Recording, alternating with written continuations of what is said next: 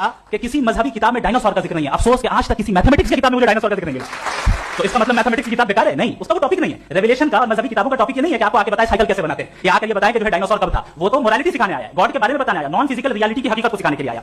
उसके बाद उन्होंने कहा कि भाई हमें नहीं मालूम, अगर नहीं मालूम तो क्लियरली कह देना कि नहीं मालूम है, इसमें क्या हर्ज है। तो वही तो मैं कह रहा हूं ना कि आप कह दें कि नहीं मालूम, लेकिन क्लेम क्यों कर रहे हैं कि गॉड एग्जिस्ट नहीं कर रहा है। आप कहते नहीं मालूम है, हो सकता है हो सकता ना हो, लेकिन आप क्लेम करें the moment you say God does not exist, this is a claim and now the burden of proof is upon you too, जैसे हमारे ऊपर है। आखिरी चीज इन्होंने कहा कि खुदा दुनिया बनाने से पहले 150 साल पहले या करोड़ों साल पहले क्या कर रहा था। अरे हजरत, चलें बहरहाल मैं जवाब दे देता हूं, आप हमारे रिस्पेक्टेड पर्सनैलिटी हैं, अगर आप नहीं होते तो मैं ऐसे एंटरटेन नहीं करता। टाइम, ये 100 साल पहले या 100 साल बाद, पहले बाद में अभी, ये वो अल्फाज है जिनका ताल्लुक टाइम से। टाइम शुरू ही हुआ है यूनिवर्स की बिगिनिंग के बाद, तो उसके पहले खुदा क्या कर रहा था? सवाल ही लॉजिकल है, ये फेलेसी है। यानी आप ये कह रहे हैं कि यूनिवर्स के बनने से पहले खुदा क्या कर रहा था? टाइम के बनने से पहले का ताल्लुक टाइम से, टाइम उस वक्त था ही नहीं, तो ये सवाल ही इनवैलिड है खुदा के ताल्लुक से। अगर आज हमारे जावेद अख्तर साहब ऐसी कोई अकली दलील और लॉजिकल एविडेंस दें खुदा के ना होने पर जो डेफिनेट भी हो, तो मैं ये ऐलान करता हूं कि यकीनन मैं उस एविडेंस को कबूल करूंगा और उस पर गौर करूंगा। लेकिन साथ में ये भी ऐलान कर देता हूं प्रेडिक्शन के तौर पर कि ऐसा कोई डेफिनेट आर्गुमेंट कोई नहीं पेश कर सकता, दलील हम देंगे। तो दोस्तों, अगर आप लोगों ने इस वीडियो को प्ले कर लिया है तो इस वीडियो को जरूर पूरा देखकर जाना, क्योंकि आज का वीडियो हम मुसलमानों के लिए देखना बहुत ज़्यादा इम्पोर्टेंट है, बहुत ज़्यादा ज़रूरी है। वो इसलिए क्योंकि कल 20 दिसंबर 2025 को दिल्ली के अंदर डज गॉड एग्जिस्ट, खुदा के वजूद होने पर एक बहुत ही ज़बरदस्त तरीके से डिबेट रखी गई थी, जिसमें जावेद अख्तर और हमारे मुफ्ती शमाइल नदवी साहब जो है, इन दोनों के बीच ज़बरदस्त तरीके से डिबेट हुई है। अब इसके अंदर कौन हारा कौन जीता, तो आपको बताता हुआ चलूँ कि जीत उसी को मिलती है जो हक पर होता है। तो आज अल्हम्दुलिल्लाह हम मुसलमानों का फ़ख्र, इस्लाम का सरबुलंद जो है मुफ्ती शमाइल नदवी साहब ने कर दिया है। पूरी दुनिया ने देखा किस तरह से मुफ्ती शमाइल नदवी साहब ने जावेद अख्तर को पूरी दुनिया के सामने नंगा कर दिया है। एक भी सवाल का जवाब उसके पास नहीं था, जो कि जावेद अख्तर का कहना है कि इस दुनिया में खुदा का वजूद ही नहीं है। नौज़ बिल्लाह, नौज़ बिल्लाह। दोस्तों, इसी पर मुफ्ती शमाइल नदवी साहब ने जावेद अख्तर के इन सारे सवालों के जवाब दिए हैं, जो कि आप सभी के लिए देखना बहुत ज़्यादा इम्पोर्टेंट है। इसलिए जितने भी हमारे मुसलमान और चाहे हिंदू भाई भी इस वीडियो को देख रहे हैं, तो आप सभी से हम मुद्दबाना गुजारिश करेंगे कि इस वीडियो को अपना कीमती टाइम निकाल कर पूरा देखना, लास्ट तक देखना और इस वीडियो को ज़्यादा से ज़्यादा शेयर ज़रूर कर देना। तो आइए सबसे पहले हम डिबेट के कुछ इम्पोर्टेंट पार्ट देखते हैं, फिर आगे आकर आपसे बात करते हैं। अगला सवाल लेते हैं प्रोफेसर पुरुषोत्तम अग्रवाल।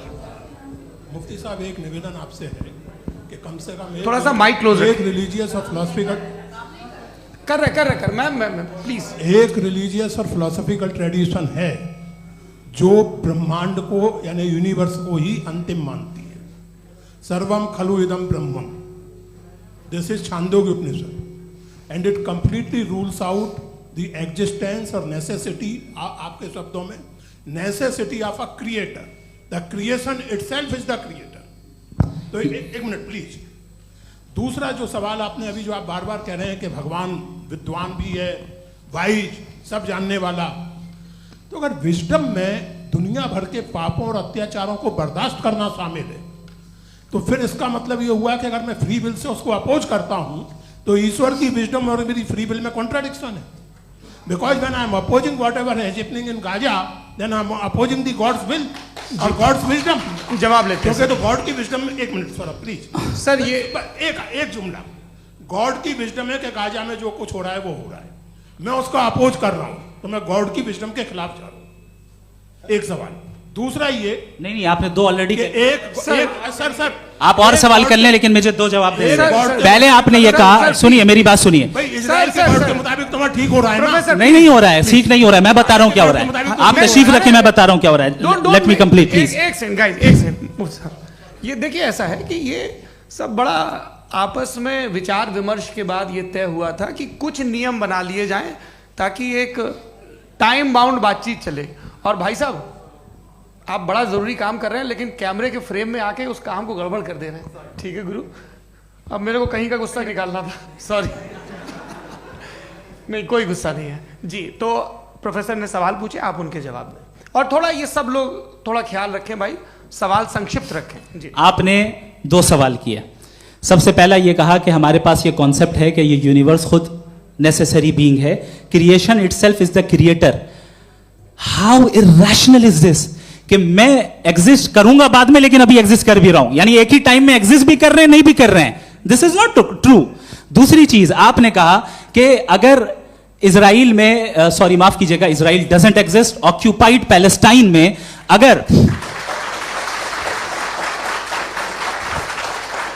अगर ऑक्यूपाइड पैलेस्टाइन में बच्चों को मारा जा रहा है फ्री विल की वजह से और गॉड नहीं रोक रहा, ये कॉन्ट्रडिक्शन है। ये बताइए कि एक एग्जाम में एक बच्चा गलत आंसर लिख रहा है, सुनिए, एग्जामिनर चाहे तो रोक सकता है, क्यों नहीं रोक रहा है? ये कॉन्ट्रडिक्शन है, ये कॉन्ट्रडिक्शन नहीं है। माइक नहीं सर, ये आपस में जी, ये क्या आपका सवाल?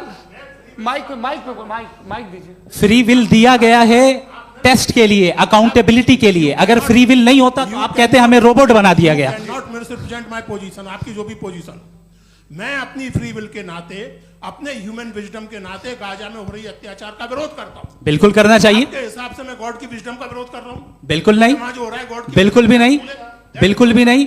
उसका वहां पर गाजा में कत्ल होना ये इंसानों के गलत इस्तेमाल का नतीजा है, फ्री विल के इस्तेमाल का नतीजा है। गॉड इसका हुक्म नहीं देता, उससे रोकता है। यही तो मसला है ना, आपके लिए कॉन्सेप्ट क्लियर नहीं नहीं भाई, आपने तो बताया था इंजेक्शन लगाने से बच्चे को तकलीफ होती है, ये इंजेक्शन लगा। सर आप ऐसे रेटोरिक स्टेटमेंट दें तब तो कोई मसला नहीं समझते रहेंगे। This is a rhetoric statement, this is not a logical argument sir. I am sorry, I am sorry. आखिरी 30 मिनट बड़े मुश्किल होने वाले हैं जी। मुफ्ती साहब आगे बैठे हैं, इनको माइक दीजिए। हाँ तरुण, माइक आप अपने पास रखिए, आपको कैमरे का फ्रेम पता है जी। सबसे पहले दोनों को मुबारकबाद। एक सर अपना आप नाम बता दें। आप अमेरिका में शिकागो में रहते हैं, इतना मुझे याद है। बताया आपको, यासिर नदीम अलवाजदी मेरा नाम है। जावेद सर, आपसे एक क्वेश्चन है इन्फिनिट रिग्रेस के ताल्लुक से। एक हाइपोथेटिकल सिनेरियो है, मसलन अगर आप सर माइक थोड़ा सा प्लीज क्लोज रखिए जी। अगर आप शायर इसलिए हैं कि आपके कोई उस्ताद शायर थे, और वो इसलिए शायर थे कि उनके कोई उस्ताद शायर थे, और इसी तरीके से हम माजी में पीछे चलते चलते चले जाएं और कहीं ना रुके, तो माफ कीजिएगा आप कभी शायर नहीं हो सकते। लेकिन आप शायर हैं, आपका शायर एग्जिस्ट करता है, इसका मतलब यह है कि आप कहीं ना कहीं रुके हैं। तो मेरा सवाल यह है कि क्या आप इन्फिनिट रिग्रेस ऑफ कॉजेस को लॉजिकल फैलेसी मानते हैं या नहीं मानते? हाँ या ना? मैं इन्हें लॉजिकल फैलेसी नहीं मानता हूँ, लेकिन मेरा प्रॉब्लम यह है कि जब मैं नहीं मानता हूँ तो I will continue with this logic जो फैलेसी नहीं हो। आप एक जगह रुक जाते हैं जाके, आप कहते हैं ये गेंद कैसे बनी, ये जजीरा कैसे बना, ये समंदर कैसे बना, ये ज़मीन कैसे बनी, और अचानक गॉड पे जाके आपको ब्रेक लग जाता है। एक बार आप सवाल नहीं करते कि भाई इनको बनाने वाला तो इनसे भी कॉम्प्लिकेटेड होगा, वो कैसे बना, उसके बारे में आपने इत्मीनान कर लिया, वो हमेशा से है। तो अगर आप उसे हमेशा से मानते हैं तो फिर ये मान लीजिए कि कायनात हमेशा से है, क्या तकलीफ है? फिर हम वजूद में नहीं आते जी हैं? हम मौजूद नहीं। अच्छा सर क्यों नहीं हो सकते? मैं बताऊं प्लीज। जैसे मैंने मिसाल दी आपके शेर, आपका शेर कभी वजूद में ना आता अगर शायर इसी तरह चलते रहते हमेशा जी। माइक मेरे ख्याल से एक सेकंड। इन्फिनिट रिग्रेस का कॉन्सेप्ट क्लियर नहीं हो पाया, ऐसे रहने दें, लेट्स मूव ऑन सर। ठीक है। हाँ थोड़ा सा मॉडरेटर का भी ख्याल रखें। नहीं आपने तो रखा है, आपने रखा है। यहाँ पे गौहर रजा साहब हैं, वो भी एक सवाल पूछना चाहते हैं। माइक नीचे से ऑन कर दिए, नीचे। पहले तो ये कह दूं कि मैं उन बच्चों से शर्मिंदा हूं जिनको गजा में कत्ल किया गया, क्योंकि हमारे होते हुए कत्ल किया गया। लेकिन उससे ज़्यादा शर्मिंदगी इस बात से हुई कि मुझे लगा कि मुफ्ती साहब उसको जस्टिफाई कर रहे हैं। बिल्कुल भी नहीं, आप बहुत ही गलत, मुझे लगा मैं गलत हो सकता हूं। बिल्कुल गलत। मैं सवाल पूछ रहा हूं, मैं सवाल पूछ रहा हूं। मैं जावेद भाई से डिसएग्री करता हूं। एक सेकंड देखिए, अगर देखिए ऐसा, एक सेकंड आप सर वेट, अरे आप कुछ मेरे पहले मुझे अपनी बात क्या लेने दीजिए। अगर ऑडियंस तय करेगी तो फिर मॉडरेटर का मतलब नहीं। मेरा आप सबसे ये कहना है, ये बहस दो लोगों के बीच में है, एक तरफ मुफ्ती साहब, एक तरफ जावेद साहब। पिछले 1.5 घंटे से ये लोग अपने अपने तर्क रख रहे हैं। आपकी इनसे इत्तेफाकी हो सकती है, ना इत्तेफाकी हो सकती है। मेरे उस्ताद मुझे सिखा गए हैं कि मुखामुखम में असहमति की गुंजाइश बची रहनी चाहिए। अगर मैं आपकी बहुत इज्जत करता हूं गौहर साहब, आपने जो कमाल की किताबें लिखी साइंटिफिक टेम्परामेंट, लेकिन मेरी ये गुजारिश है आप सबसे कि यदि आप इन लोगों ने जो बोला उन पर टिप्पणियां करेंगे तो ना वक्त की पाबंदी रहेगी ना वो अनुशासन। आप सवाल पूछ लें, उस सवाल में जो बात आ जाए वो आ जाए। मैं जावेद साहब से डिसएग्री करता हूं, इसलिए जावेद साहब से सवाल पूछ रहा हूं। आपका सवाल जावेद अख्तर साहब से। और सवाल ये है मेरा कि जावेद साहब ने कई बार लॉजिक का इस्तेमाल किया कि साइंस में लॉजिक है और रिलीजन में लॉजिक नहीं है। मेरा ख्याल ये है कि रिलीजन में भी लॉजिक है, लेकिन उस लॉजिक की बेसिस ये है कि आप रुक जाते हैं, जिसका जिक्र जावेद साहब ने बार बार किया, यानी खुदा के तसव्वुर पे आते हुए, गॉड के तसव्वुर पे आते हुए रुक जाते हैं। और इसमें सवाल पूछना मतलब फॉरबिडन होता है। सवाल यह है कि क्या जावेद साहब इससे एग्री करते हैं कि साइंस की लॉजिक अलग है और रिलीजन की लॉजिक अलग है? बताइए सर। देखिए, तीन चीज़ें हैं। साइंस है, एक है मंतिक है, इस्तिदलाल है, और एक जो है कुछ भी नहीं है, फेथ है, अकीदा है। मैं अकीदे की लॉजिक का कायल नहीं हूँ। मुझे आप इस्तिदलाल से, लॉजिक से, रीज़न से समझाइए, मैं मानने को तैयार हूँ, मेरा क्या नुकसान होगा। लेकिन ये कि अकीदे पे मैं नहीं जा सकता हूँ। अकीदे का मतलब है कि तुम ये मान लो, सवाल ना करो, ये नहीं। आप सारी बातें करके, बड़ी साइंटिफिक बातें करके एक जगह जाके खुदा के हुदूद पे रुक जाते हैं, सरेंडर कर देते हैं। मैं सरेंडर करने को तैयार नहीं। That's all. जी, ये आगे सर बैठे हुए हैं, इनको माइक दीजिए। भाई वो आप पूछना चाह रहे थे ना भाई? हाँ, नहीं मैं ये थैंक यू जी। आपका नाम? आसिम इफ्तिखार। आसिम जी, पूछिए। सर, जावेद सर से सवाल है कि आपने अपने क्लोजिंग माइक थोड़ा करीब है। अपने क्लोजिंग स्टेटमेंट में ये बात कही थी कि मज़हब का जो फ्यूचर है वो ज़्यादा दिन नहीं जाने वाला है, लेकिन मैं देख पा रहा हूँ कि जो ऑक्सफोर्ड यूनिवर्सिटी की एक स्टडी है 2011 में हुई है, जिसके 50 एकेडमिशियंस ने इसको अंजाम दिया था, उसमें वो ये कहते हैं कि जो फेथ इन गॉड है वो इनबिल्ट है ह्यूमन नेचर के अंदर, जिसको हम कहते हैं फितरत के अंदर शामिल है वो। और वो ये कहते हैं कि अगर कोई ये समझता है कि मज़हब को वो ख़त्म कर देगा तो ये उसकी गलत फहमी है।